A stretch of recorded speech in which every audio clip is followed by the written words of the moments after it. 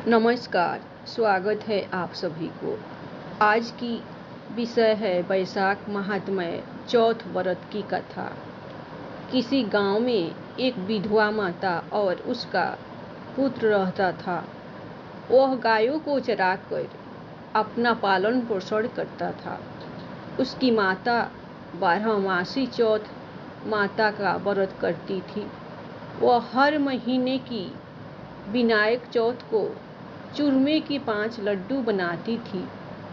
उनमें से एक चौथ माता का, एक गणेश जी का, एक गाय का निकाल कर दान करती, एक बेटे को खिलाती और एक स्वयं खाती। जब वैशाख महीने की चौथ थी, बेटा पड़ोसन के घर गया। वहाँ चूरमा देकर पूछने लगा, तब वह बोली, आज वैशाखी चौथ है, इसलिए मैंने चूरमा बनाया है। तेरी माँ तो हर चौथ को ही बहुत सारे लड्डू बनाती है, पर तुझे केवल एक ही लड्डू खाने को देती है। ठंडी बासी रोटी की खाने को देती है। लड़का पड़ोसन की बातों के बहकावे में आ गया और अपनी माता से बोला, माँ तू तो चूरमा खाती है और मुझे सिर्फ एक लड्डू देती है, इसलिए तू अब चौथ माता का व्रत करना छोड़ दे। माँ ने कहा, बेटा मैं तो चौथ माता का व्रत करती हूँ, तेरी ही सुख शांति के लिए करती हूँ। मैं यह व्रत नहीं छोड़ सकती हूँ। यह सुनकर बेटा नाराज होकर विदेश जाने लगता है। माँ बोली, बेटा यदि तू मेरे से नाराज होकर विदेश जाना चाहता है तो यह माता जी की आंखें अपने साथ ले जा। यदि तेरे पर कोई संकट आए तो चौथ माता और विनायक जी का नाम लेकर इन्हें डाल देना, तेरा संकट दूर हो जाएगा। लड़का आंखों को लेकर विदेश चला गया। रास्ते में उसे एक खून से भरी हुई नदी मिली, जिसे पार करना असंभव था। लेकिन उस संकट की घड़ी में उसे अपने माँ की याद आई और उसने एक आँख चौथ माता का नाम लेकर उस नदी में डाल दिया और कहा, चौथ माता यदि तू सच्ची है और मेरी माँ मेरे लिए ही तेरा व्रत करती है तो यह नदी दूध और पानी से भर जाए और मुझे रास्ता मिल जाए। उसके ऐसा कहते रास्ता मिल गया। आगे चलने पर भयंकर जंगल से भी उसे इसी प्रकार आंखें मूंद कर गुजरना पड़ा। आगे चलकर एक नगर में पहुंचा।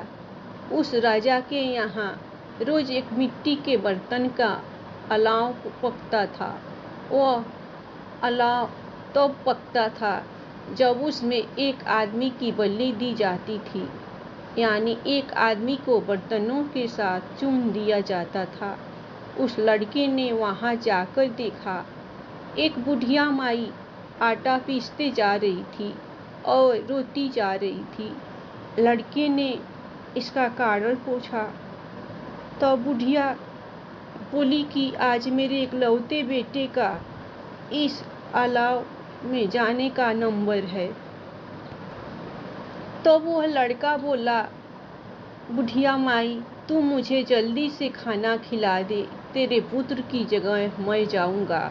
बुढ़िया माई ने मना करने पर भी वह नहीं माना और राजा का बुलावा आने पर अपना सामान बुढ़िया माई के घर छोड़कर चला गया। साथ में चौथ माता की आंखें और एक जल का लोटा उस अलाव में अपने साथ रख लिया और चौथ माता का नाम लेकर बैठ गया। दूसरे दिन अलाव पककर तैयार हो गया। लोगों को बहुत आश्चर्य हुआ। प्रजा ने जाकर राजा से यह बात कही।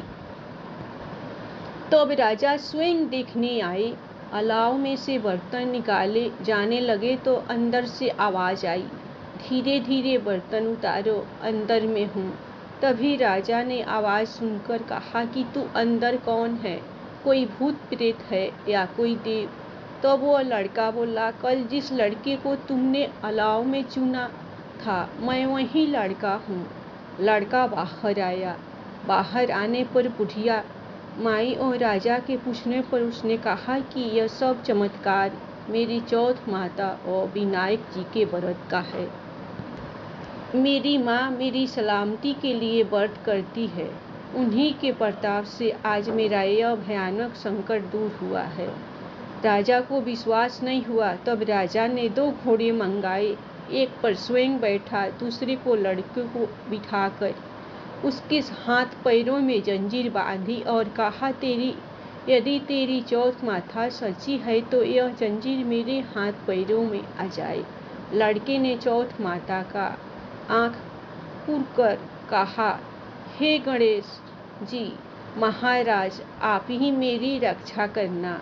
इतना कहते ही भगवान की कृपा से वह जंजीरें खुलकर राजा के हाथ में जा गिरी। राजा, रानी और प्रजा ने चौथ माता का चमत्कार अपनी आंखों से देखा। उसी दिन से वे सभी चौथ माता और विनायक जी के परम भक्त हो गए। राजा ने अपनी राजकुमारी का विवाह उस लड़के के साथ कर दिया और बहुत सारा धन वैभव देकर उसको विदा किया। अब वह दोनों वर वधू अपने गांव पहुंचे तो लोगों ने जाकर बुढ़िया माई को बताया कि तेरा बेटा बहू को साथ लेकर आ रहा है। तब वह बोली, अरे नहीं, मेरे भाग में बहू बेटे का सुख कहाँ। वह ऐसा कह ही रही थी कि दोनों जने उसके पैरों में गिर गए और बेटा अपनी माँ से माफ़ी मांगने लगा और कहने लगा कि यह सब चौथ माता की ही कृपा है कि आज मैं तेरे सामने खड़ा हूँ। उसके बाद उसने सारी नगर में ढिढोरा पिटवा दिया कि सारी सुहागनें बेटी की माँ हो सके तो लड़कियां भी चौथ माता का व्रत करे और हो सके तो पूरी 12 महीने की चौथ करे, नहीं तो चारों बड़ी चौथ करे, नहीं तो अवश्य ही करे।